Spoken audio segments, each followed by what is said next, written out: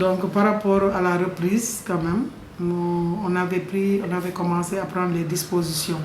Ça veut dire tout ce qui est désinfection, nettoyage, ça a été fait en amont. Donc aujourd'hui, il fallait maintenant accueillir les élèves et ça a été fait. Donc on a mis des dispositifs dans chaque porte et les élèves avant qu'ils n'entrent dans l'établissement. Donc on prend la température de l'élève.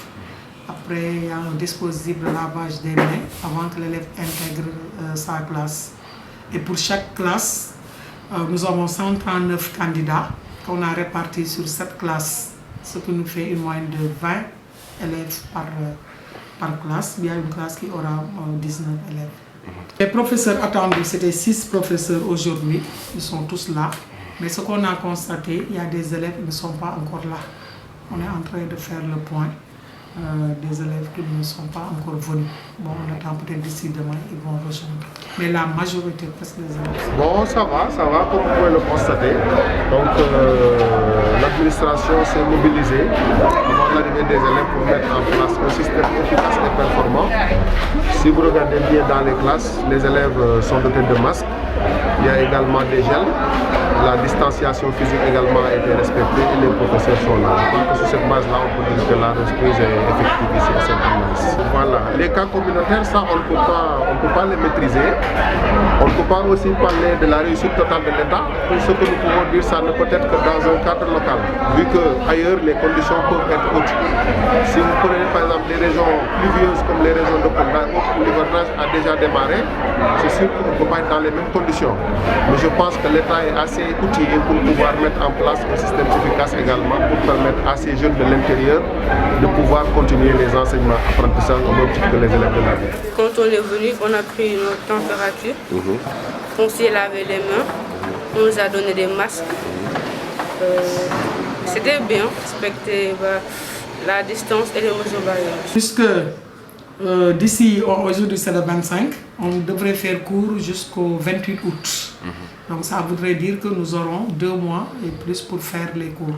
Je pense que c'est assez raisonnable quand même, parce qu'il faut voir quand on fermait les établissements, c'était à la dernière semaine des fêtes de Pâques. On devait reprendre le 6, donc si on calcule quand même, c'est plus ou moins raisonnable la date retenue pour le 14 septembre. Bon, nous pensons que ça ne doit pas se poser, dans la mesure où on nous a envoyé des programmes réaménagés.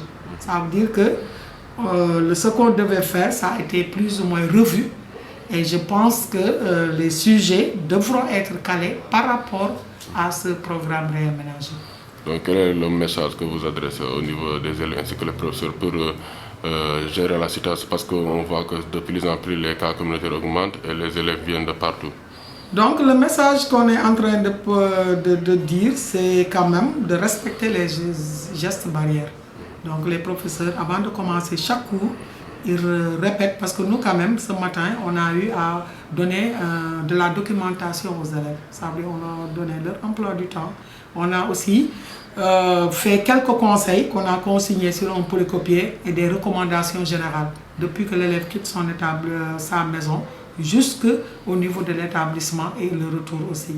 Donc on a consigné cela. Chaque élève a reçu sa documentation et les professeurs aussi ont comme consigne, avant de commencer le cours, de répéter, puisque la répétition elle est pédagogique et c'est des enfants à qui on a affaire à des enfants. Donc je pense que si tout le monde respecte les consignes correctement, nous osons espérer quand même que nous n'aurons pas de risque dans cet établissement. Merci beaucoup. Et nous avons mis en place aussi un comité d'alerte et de veille qui est composé donc du médecin-chef du centre de santé des Maristes, donc des femmes, des groupements féminins, des femmes qui habitent Maristes, les ASC.